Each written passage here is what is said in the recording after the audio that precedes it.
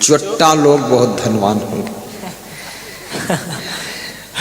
हमारा देश चोट्टों का देश है। पूरे विश्व में नंबर 1 चोट्टा भारत देश में रहता है। चोट्टा और बदकट्टा और घूम रहा है छुट्टा। हाँ, और खाता है मक्का का भुट्टा। बहुत बड़ा ये है चोट्टा।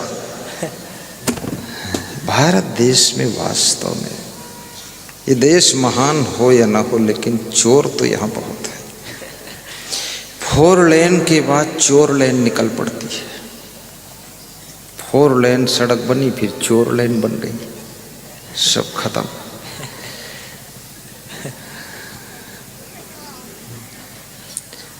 चोरी करने वालों को धन मिल सकता है, लेकिन सुख नहीं मिल सकता है, क्योंकि उनके मन में भय भरा रहता है। कितने मुख्यमंत्रियों ने चोरी किया है तो आज जेल में है बेचारे। ओहो, कितनी शर्म की बात है। 1-2 बीघे खेत वाला किसान भी अपने घर में है, 2 रोटी सूखी रूखी खाता, सुबह शाम बच्चों के साथ रहता। मुख्यमंत्री पद पर पहुंचने के बाद, मंत्री पद पर पहुंचने के बाद, इतना धन वेतन सब मिलने के बाद, मान सम्मान मिलने के बाद, देश का पैसा चोरी करके वो जेल में है। और फिर भी इतने बेशर्म है कि फिर भाषण कर रहा है कि मैं अभी जिंदा हूं। हद मार दी लोग। बेशर्मी की भी चरम सीमा पार कर। अरे मुख्यमंत्री और मंत्री का पद ही बहुत बड़ा है। धन तो हो न हो, लेकिन वही सम्मान तुम्हारा बहुत बड़ा है। धन ही सब कुछ थोड़े होता है, सम्मान भी तो कुछ चीज है, नाम भी तो कुछ चीज है। आप देखो, संसार में जिसका नाम नहीं है वो समझ लो जिंदा होते हुए भी मरा हुआ है, और जिसका मरने के बाद भी नाम है वो मरने के बाद भी लोगों के दिलों में जिंदा है। तो कम से कम इतना तो विचार करना चाहिए। कितनी महिलाएं सत्संग सुनने आती हैं, दूसरी महिला के कान के कुंडल नोच लेती। अपने कान से प्रवचन नहीं सुन रही, गुरुजी सुना क्या रहे, वो दूसरे कान का कुंडल नोच रही। किसी के गले का हार खींच लिया, अब जिसके गले की चैन खिंच गई वो स्त्री बेचैन घूम रही कि मेरी चैन खो गई, और जिसने चैन खींच लिया उसकी भी चैन खो गई। उसको भय लग रहा कहीं पकड़ न ली जाऊं, जिसका खो गया है वो दुखी है, मैं क्या करूं। किसी की चैन भी मत चुराओ, किसी के गले का हार मत छू। दूसरे का सोना तुम्हारे लिए मिट्टी ढेला के समान होना चाहिए, और दूसरों की नारी तुम्हारे लिए पत्थर की शिला के समान होनी चाहिए। कामिन काष्ठ शिला पहचाने, तुलसी भूल गयो रसेहा, सुर नर प्रकट राम की देहा। कंचन को मृतिका समझाने, कामिन काष्ठ शिला पहचानो। जो सोना को मिट्टी के समान समझ ले, लालच ना आए जिसको, और दूसरे की स्त्री को देख करके पत्थर की चट्टान शिला समझ ले, आकर्षण ना हो, तो तुलसीदास कहते हैं वो तो साक्षात राम भगवान ही है, भगवान का रूप है। तुलसी भूल गयो रसेहा, सो नर प्रकट राम की देहा। वो तो राम का रूप है। किसी के सामान में भी लालच मत करो कभी, उससे कुछ मिलने वाला नहीं। मैं हवाई जहाज में भी बैठकर देखा हूं, उसमें भी कोई सुख नहीं।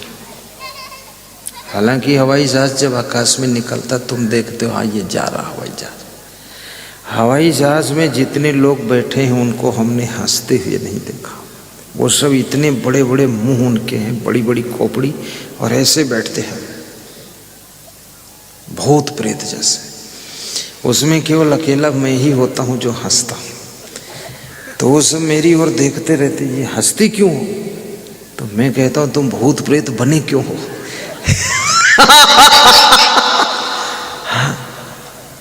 भारी टेंशन में है वो सब लोग। हवाई जहाज मोड़ गए उनके, सब टेंशन की हवा भरी हुई है, हवाई जहाज मुड़ रहे। तो हवाई जहाज में भी सुख नहीं है। मैं 4 करोड़ की कार में बैठ चुका हूँ दुबई में, भक्त पोपट भाई के यहाँ। 4 करोड़ कीमत। अभी तो ये गाड़ियाँ जो 10-20 लाख में बैठता हूँ, इसमें तो 4 करोड़, उसमें भी मुझे कोई सुख नहीं दिखा। उन्होंने हमारे लिए बहुत नाश्ता लाए, तो खाने के लिए जगह ढूंढ रहे थे। तो जहाँ मुझको ले जाए मैं बोलता अरे यहाँ तो बदबू आ रही है। फिर उधर ले जाए हमने, अरे यहाँ तो बहुत गंध आ रही है। 1 घंटा नाश्ता करने की जगह ढूंढा, दुबई में जगह नहीं मिली। तो हमने कहा गाड़ी में खा लूँगा, सड़क पर चलते चलते ठीक। सब गंध आती, सड़ी सड़ी बदबू। कोई मछली अंडा सब खाया होगा, सब पड़ा होगा सड़ा। लोग कहते दुबई में, विदेश में, अरे भैया दुबई होकर आ गए, दुबई में बदबू लेकर आ गए। कुछ नहीं, दुबई उबई में है। आपके घर में ही स्वर्ग है, घर ही में गंगा, घर ही में जमुना, और घर ही में तीर्थ बनेबे, इधर उधर चक्कर न काटब, कहीं कुछ नहीं है। हांगकांग भी देखा मैंने, Indonesia, Malaysia, Thailand, Sri Lanka, Langkawi, Muscat देश, आबू धानी, दुबई, सब कुछ नहीं, पूरा सब बवाल है, फालतू। सबसे अच्छा मुझको तो भारत देश लगा। क्यों? क्योंकि यहाँ बहुत अच्छी फसलें हरी भरी, पेड़ पौधे हरे भरे, यहाँ के लोग भी हरे भरे। भले धन ज़्यादा हो न हो, तो पर इंडिया के आदमी को तुम देख लो तो ये खीसे काटता मिलेगा, थोड़ा हंस देगा। हाँ, अंदर से परेशान है फिर भी दांत दिखा देगा आपको कि देख लो। बहुत मजेदार आदमी, खुश मिजाज आदमी है भारत देश में। और इसके पास में खुशियां क्यों हैं, आनंद क्यों है, प्रसन्नता क्यों है? ये कहीं ना कहीं सत्संग का प्रभाव है। इसलिए इसके पास समझ है, ज्ञान है, भक्ति है, इसलिए ये सदैव आनंद में रह लेता है।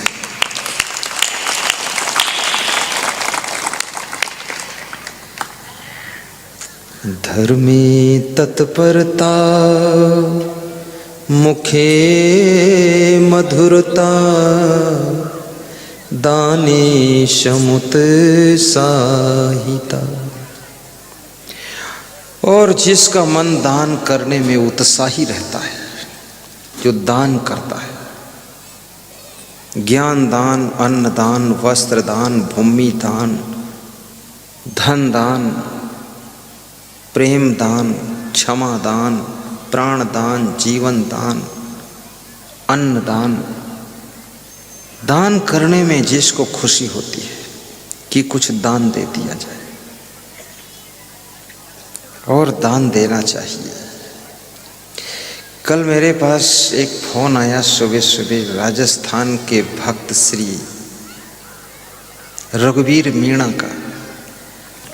तो मेरे संत ने कहा रघुवीर मीणा ने 5100 रुपये प्रयाग कुंभ के भंडारा के लिए दिया है, और गुरुदेव इनको आज्ञा दे दो 51,000 दे दे।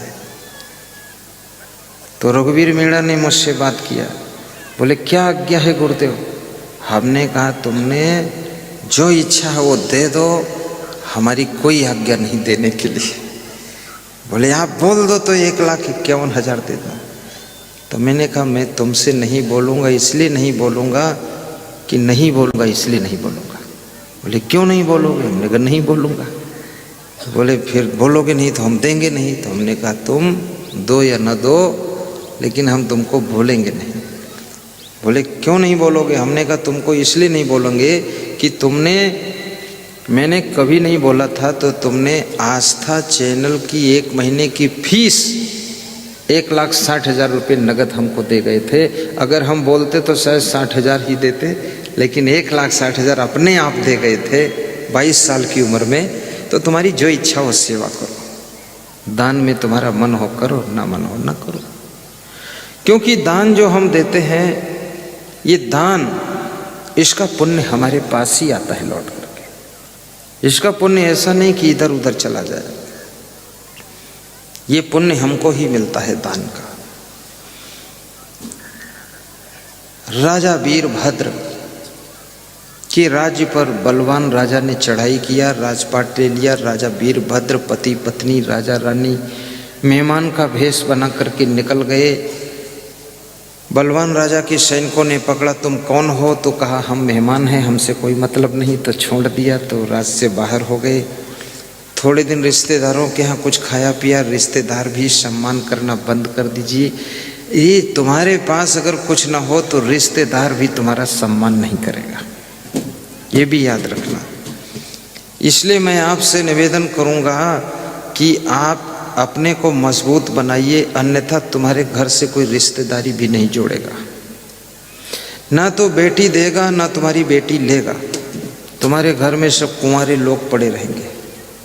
इसलिए मैं निवेदन करता हूँ कि आपसे कि हमेशा धनवान भी रहो, गुणवान भी रहो और ऐसे काम करो जिससे तुम्हारा नाम भी रहे, अन्यथा बैठने का स्थान भी लोग नहीं देंगे। स्वार्थी दुनिया है, बड़ा संसार विचित्र है। ये तुम्हारे जो बहुत धनवान रिश्तेदार हैं वे तुमको सोच समझ कर न्योता देते हैं कि अरे कमजोर है, दे दो, अच्छा कोई बात नहीं, तो न्योता भी देना बंद कर देते हैं। ये दारू पीने से काम नहीं चलेगा, बीड़ी सुट सुट पीने से काम नहीं चलेगा।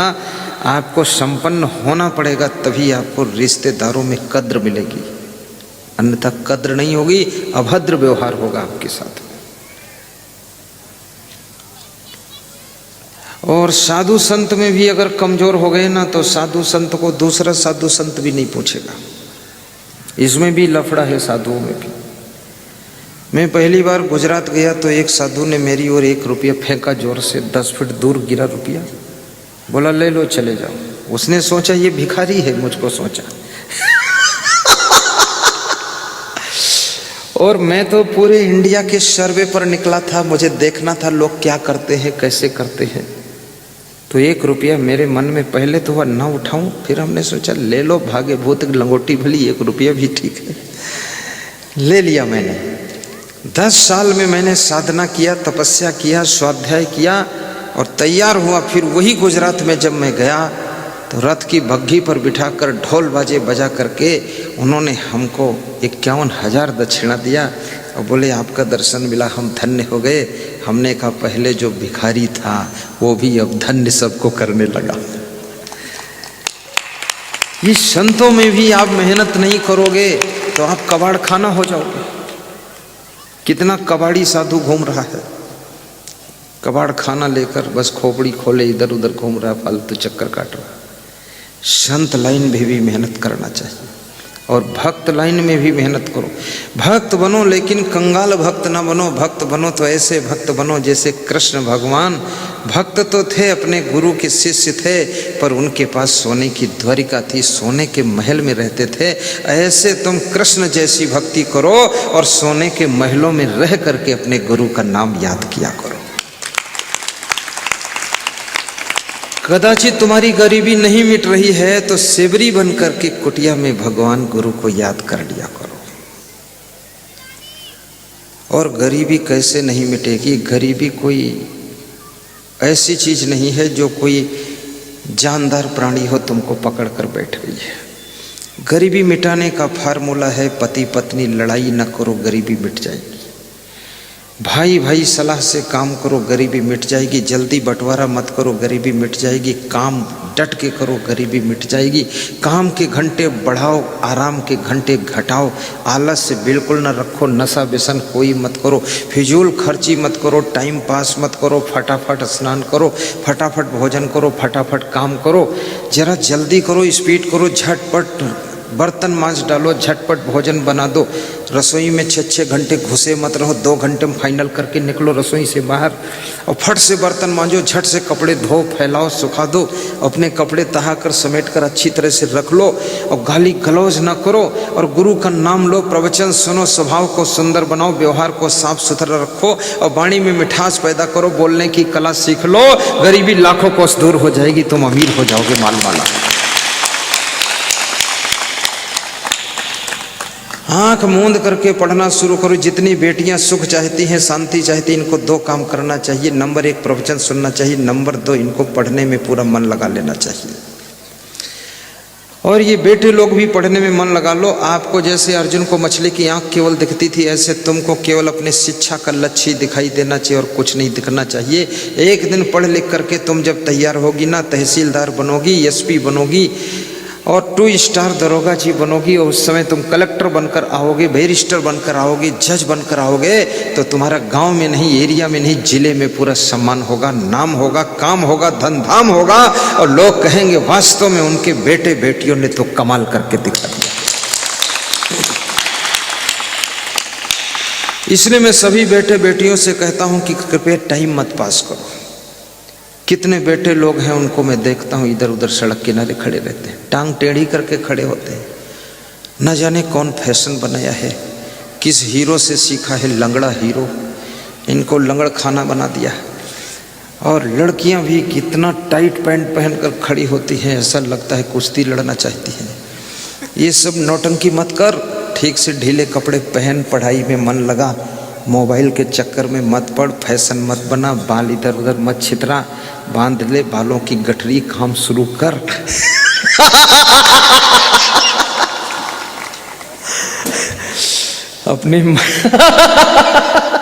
अपने माँ बाप को परेशान मत कर। और माँ बाप भी इतना कमजोर आत्मा है, वो कह भी नहीं पाता अपने बेटों बेटियों से ये तुम क्या कर रहे हो। इतना डरा हुआ है, जिंदा है वही बहुत, नहीं अब तक मर भी जाता घर में।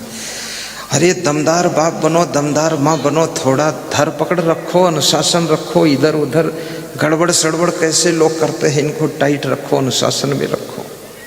अभी गुजरात का एक साधु कह रहा था कि गुरुदेव की अपने साधुओं के ऊपर जो है पकड़ बहुत अच्छी है। हमने कहा पकड़ सकड़ नहीं, साधु खुद ही समझदार है और अनुशासन अपने आप मानता है। जो शिष्य अपने गुरु के अनुशासन में नहीं रह सकता वो शिष्य बिगड़ जाएगा। जो बेटा बेटी अपने माता पिता गार्जियन के अनुशासन में नहीं रहेंगे वो भी बिगड़ जाएंगे। ये संसार तो माया का संसार है, यहाँ तो बिगड़ने में देर नहीं लगती, सुधरने में बहुत देर लग जाती है। नीचे गिरने में क्या देर है। एक छोटा सा बच्चा भी बाल्टी को रस्सी में बांधकर कुएं में लटका कर गिरा देता है और कुएं में पहुंचते ही बाल्टी डूब जाती, पानी से भर जाती। उसके बाद वो बच्चा जब बाल्टी को ऊपर खींचता तो खींच नहीं पाता, तो चिल्लाता है कि पापा आइए, मम्मी आइए, बाल्टी को खींचिए, बाल्टी अब हमको खींच रही है अंदर कुएं में, क्योंकि ये बाल्टी वजन हो चुकी है, डूब चुकी है। वो अंदर बच्चे को भी खींच रही है। तब उसका पापा आता है, दोनों भुजाओं की ताकत लगाता है और भरी हुई बाल्टी को निकाल कर बाहर लाता है। याद रखना, इसी प्रकार से अपनी जिंदगी की बाल्टी कुसंगत की कुएं में गिराना तो आसान है, बुराइयों में गिराना तो आसान है, लेकिन उन बुराइयों से जब जिंदगी की बाल्टी भर जाती है तो उसको खींच कर कुसंगत की कुएं से बाहर लाना बहुत कठिन होता है। फिर तो कोई सद्गुरु का सहारा चाहिए। दाने समुत्साहिता है, इसलिए खुले हृदय से दान किया करो। इस समय दान करने का बहुत अच्छा अवसर है। नए वर्ष का प्रथम महीना है। नए वर्ष में दान करने से जिंदगी में नयापन आता है, नया पुण्य हो जाता है। और प्रयाग में कुंभ चल रहा, कुंभ के लिए अन्नदान करने से अपने क्षेत्र में अकाल नहीं पड़ता है। सभी माताओं बहनों और पुरुषों से व्यास गादी निवेदन कर रही है कि कल आप अपने अपने घरों से इच्छा अनुसार अन्नदान, दाल, चावल और गेहूं ला सकते हैं। जो कुंभ मेला में कम से कम आपके कैंप में डेली 30,000 लोगों का भंडारा चलता रहेगा, निःशुल्क भंडारा, उनकी सेवा में आपका अन्नदान लगेगा। उसका पुण्य प्रयागराज से उमरिया जिले तक आ जाएगा। बहुत बड़ा पुण्य होता है इससे। और भाइयों बहनों, मैं ये भी कहूँगा आपसे, प्रयाग कुंभ के लिए आप लोग जो वहाँ, आप पहुँचो न पहुँचो कोई बात नहीं, लेकिन आपकी सेवा यदि पहुँच गई, जब सेवा यहाँ से वहाँ पहुँच सकती है तो वहाँ से पुण्य भी आपके यहाँ पहुँच सकता है, वो आपको प्राप्त होगा। इस मंडप में दान डिब्बे बंधे हुए हैं। ये दान डिब्बे केवल खाली ऐसे नहीं बंधे हुए, इसलिए बंधे हुए हैं कि इनमें कोई व्यक्ति ऐसा खाली नहीं जाना चाहिए जो दान न डाले। 10 रुपये, 50 रुपये, 100 रुपये, 500, 200, जितनी इच्छा हो इन डिब्बों में डालिए।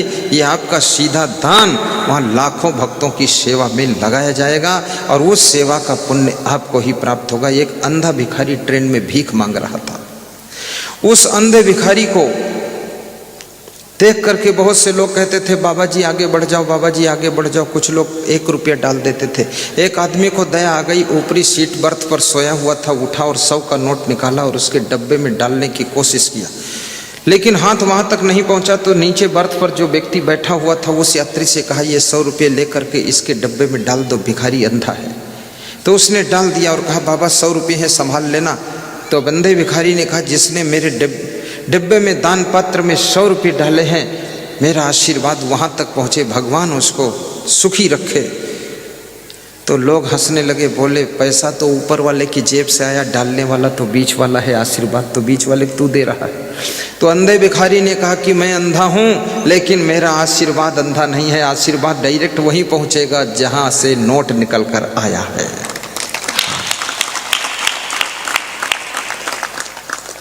दारिद्र्यनाशनं दानं शीलं दुर्गतिनाशनम्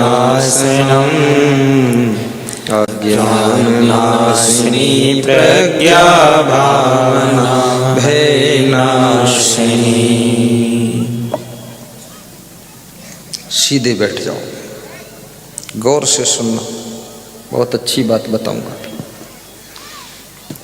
मित्रे अवंचकता, हे राम तुम मित्रों के साथ में कपट नहीं करते हो, इसलिए तुम राम भगवान माने गए हो।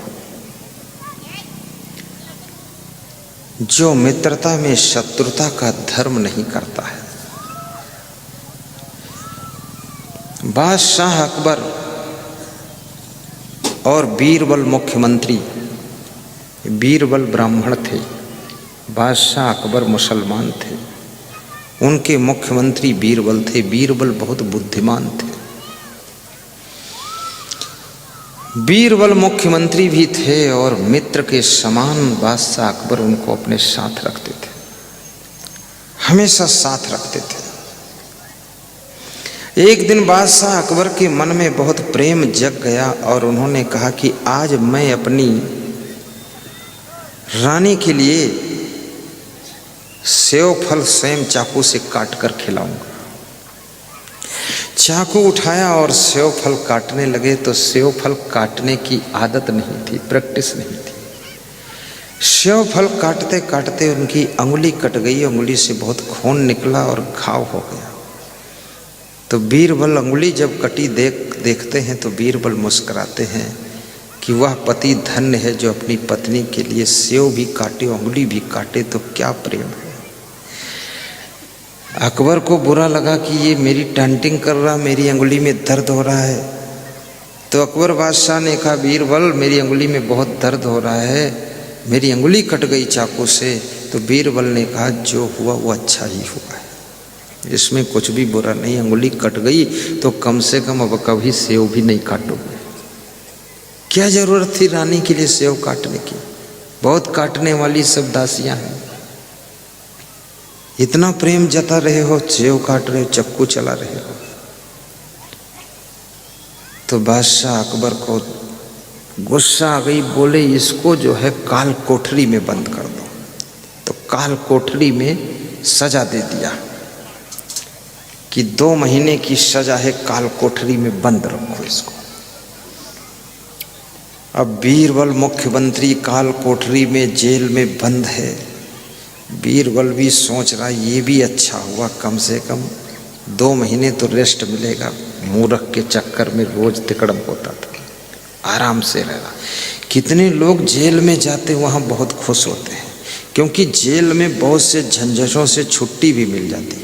एक तो घर की किचकिच से फुर्सत मिल गई, दूसरा ना तो वहाँ दुकान चलाना है, ना कोई चुनाव लड़ना है, बस शांति से भजन करो, लेटे रहो, सोते रहो, थोड़ा बहुत काम कर दो, बस हो गया।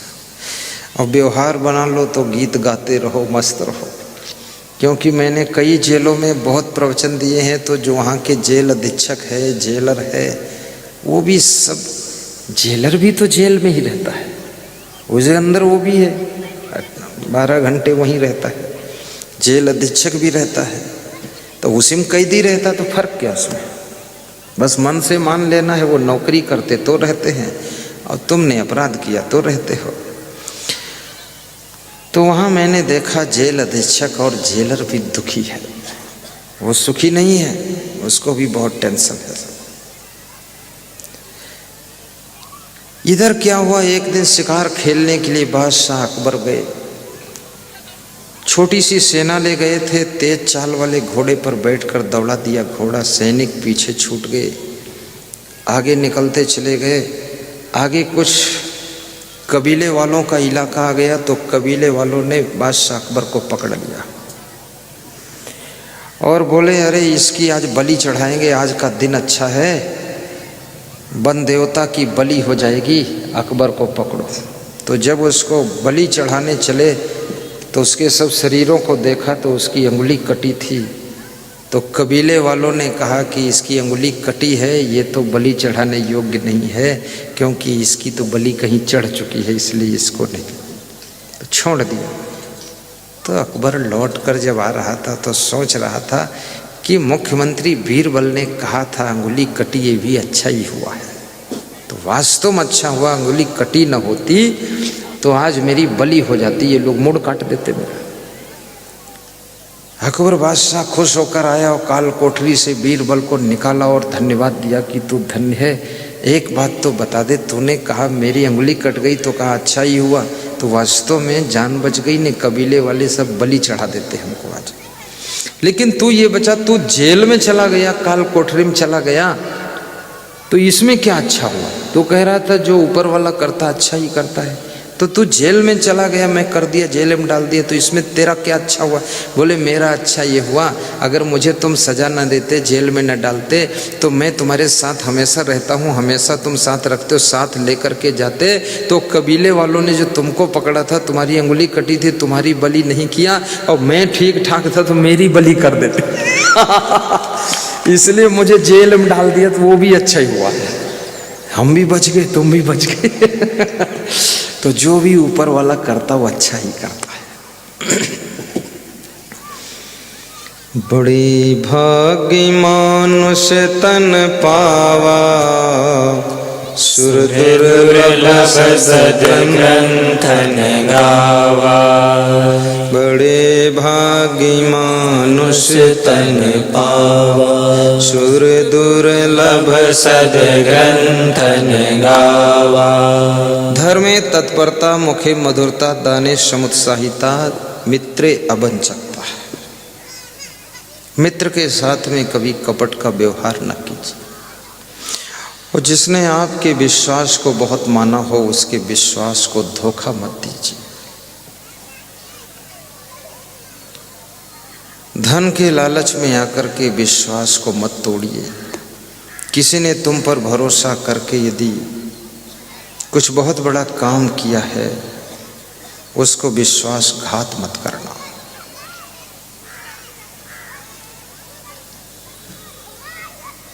बहुत बड़ी बात है, गौर से इसको समझना।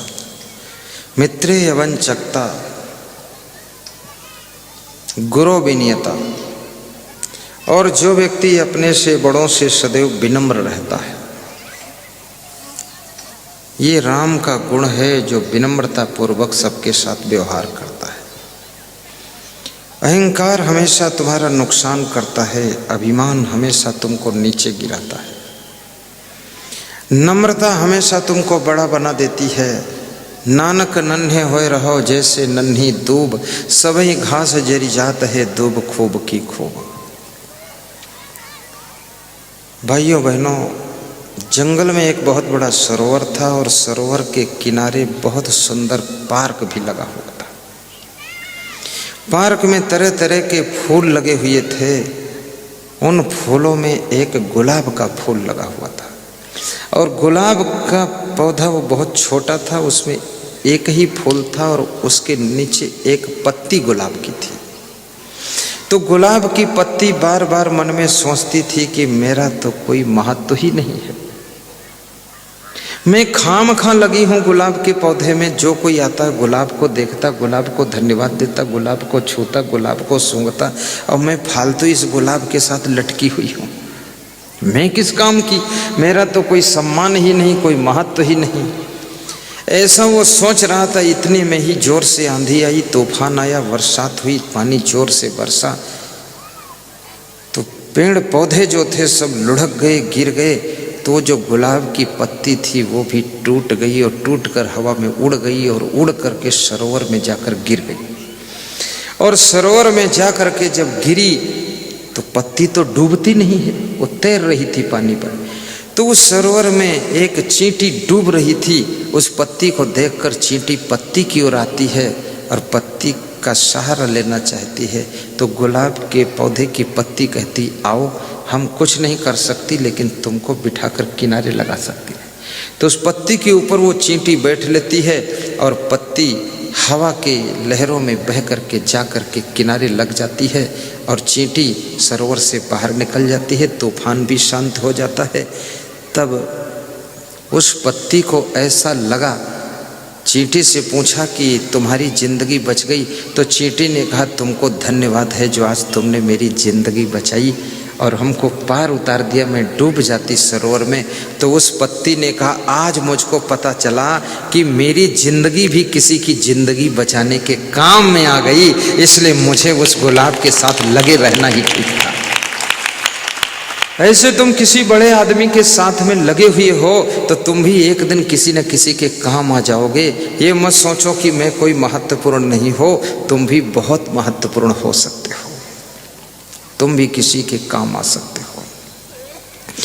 किसी के काम जो आए उसे इंसान कहते हैं, पराया दर्द अपनाए उसे भगवान कहते हैं, पराया दर्द अपनाए उसे भगवान कहते हैं। किसी के काम जो आए उसे इंसान कहते हैं, पराया दर्द अपनाए उसे भगवान कहते हैं, उसे भगवान कहते हैं। बोलिए सद्गुरु भगवान की जय। मित्रेय वंचकता गुरु विनीयता। नम्रता के साथ बड़े लोगों के साथ में भी लगे रहो, तुम भी किसी के जीवन की रक्षा कर सकोगे। चित्त हित गंभीरता।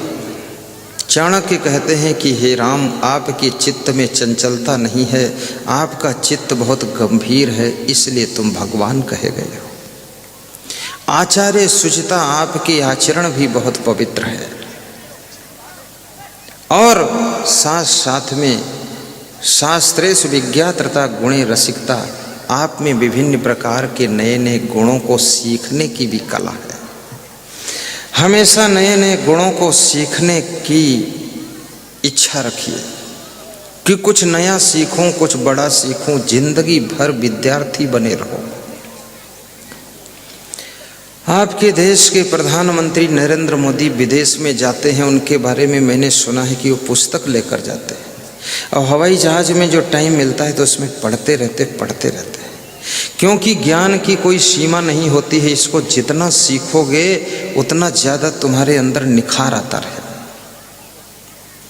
और जो लोग पुस्तकों की रचना करते हैं उनकी पुस्तकों में अपने जीवन का पूरा अनुभव निचोड़ कर रख देते हैं। आपको अगर बिजनेस में बहुत आगे बढ़ना है तो अंबानी एंड अंबानी पुस्तक पढ़ लीजिए, आप देखिए फिर।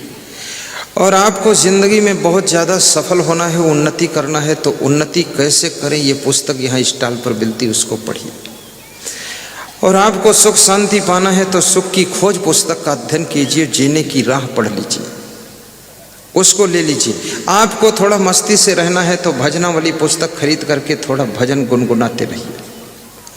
और आपको ज़्यादा आनंद में रहना है तो आज मेरे पास में एक सज्जन आए थे, कह रहे थे मेरा बेटा ऐसा बेटा है कि आपका प्रवचन हमसे भी ज़्यादा सुनता रहता, हर समय सुनता है। प्रवचन सुनने से आप हमेशा आनंद में रहोगे। मोबाइल के यूट्यूब में प्रवचन सुनिए और उसको सब्सक्राइब भी कीजिए, और सब्सक्राइब करने के साथ साथ में लाइक कीजिए, और लाइक के बाद उसको जो है व्हाट्सएप में शेयर भी किया, उसका प्रचार प्रसार भी कीजिए। और आस्था भजन चैनल में रात्रि को 9 बजे टीवी में देखिए प्रवचन। और सज्जनों, याद रखना, अपने रिश्तेदारों को भी बताइए कि ये एक प्रवचन आता है, इसको सुनिए।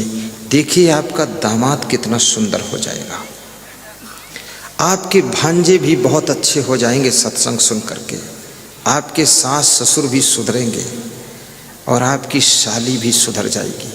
नहीं, कितने लोगों की तो साली इतनी खतरनाक है कि बहुत खतरे में डाल देती है, और कितने लोगों की सासू तो आतंकवादी है, कुछ न कुछ हुड़दंग मचाती रहती है।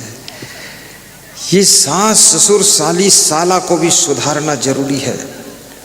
तुम्हारी जिंदगी जिनसे जुड़ी है, अगर वह लोग गलती करेंगे तो भी तुमको अशांति पैदा हो।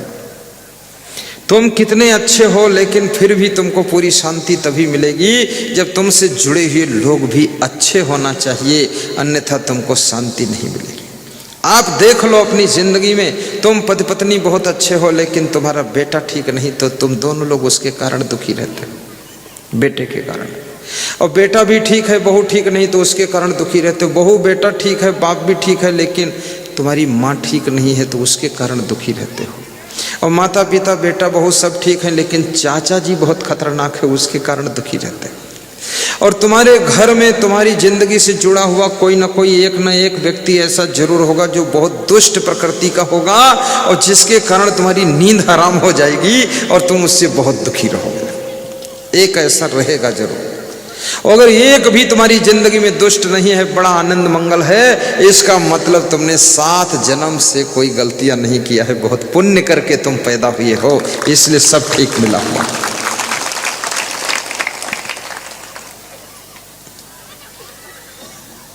शास्त्रेषु विज्ञातृता, और जो शास्त्रों की जानकारी रखता है, शास्त्रों का अध्ययन भी करता है, वो राम का रूप होता है।